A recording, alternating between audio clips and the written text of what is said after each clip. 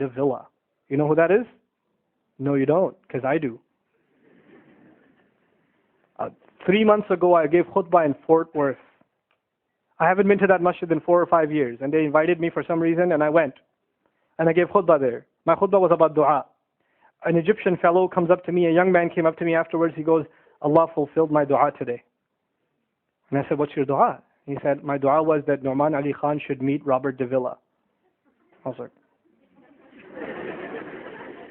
are you Robert Davila? He goes, nope, I am not Robert Davila. Robert Davila is my friend. But I think Allah is fulfilling my dua. I was like, fire away, I want to know. Robert Davila is a young man who lives in a town 40 minutes past Fort Worth. He was a farmer, young guy. And he was hit with some sort of genetic disorder that kicked in later on in his life, and he became paralyzed from the neck down. And he lives in a nursing home. Most people in that nursing home are 90 years, 100 years. They're really, really old people. And then there's, his room where he's paralyzed neck down. He's the only 30-something-year-old that is in the nursing home, okay? And he's been in that nursing home for the last 10 years. His family got a computer for him that's voice activated, so he can give voice commands, put a headphone on and Google stuff and search stuff so he can surf the web and find information. In his room, and by the way, staunch Christian family, the minister comes and prays for him every week and things like that. And his best friend was in the bed next to him. One of his best friends. He became best friends because he met him at the nursing home. This person was also paralyzed and he needed a new liver. Okay? A liver transplant. He was waiting for a liver transplant. And they used to talk about, God and things like that all the time. They were good friends. Finally, his best friend got a call that there's a donor available for the liver. So he's so excited. He goes, Robert, I'm going to miss you, but I'm going. I've got a donor. So they take his friend and they go into the operation, and his friend died at the operating table. Now his friend, who's also a Christian, the deceased friend, his sister, took one of the amulets of his friend, a crucifix, and she gave it as a gift to Robert. This is a reminder of your old buddy. So he hung it on the side of his hospital bed. Robert Davila lives a pretty decent life in there. The nurses take care of him. He's a happy guy. And one day he goes to sleep and he sees a man in his dream. That man says his name is Muhammad.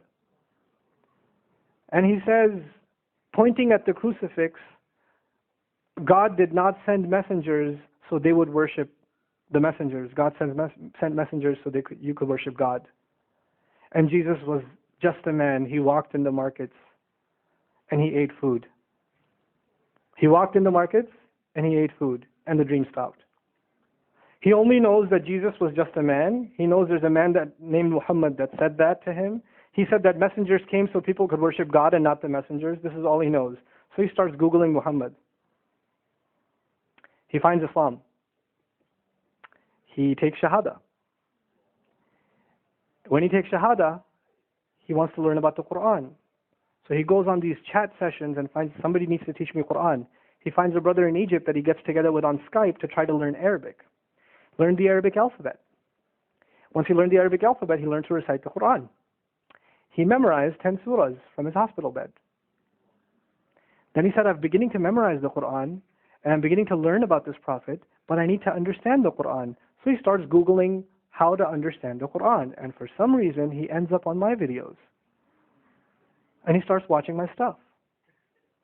And he watched almost everything. And then here's the kicker. In the nursing home, there was an Egyptian fellow that used to come in and do some repair work. The Egyptian fellow has his own awesome story. The guy had basically lost faith. He wasn't religious. The nearest masjid to him was 50 miles away, so he didn't really go to Jumu'ah much anymore, but he felt a spiritual void, so he started going to the church just to feel closer to Allah. Raised Muslim. He goes to the church just to feel closer to Allah. He's passing by Robert's room one day and he hears وَالْعَصْرِ إِنَّ الْإِنسَانَ لَفِي خُسْرٍ. So he walks into his room and says, Robert, what are you listening to? Robert says, nothing. That was me. And the guy says, you're Muslim? He goes, yeah, I became Muslim. And now this friend is in shock. How does Allah guide someone in the middle of Churchtown, USA, in a nursing home, with a crucifix on the side of his bed that he doesn't even have the physical strength to move, And the guy himself says, I want to come back to Allah.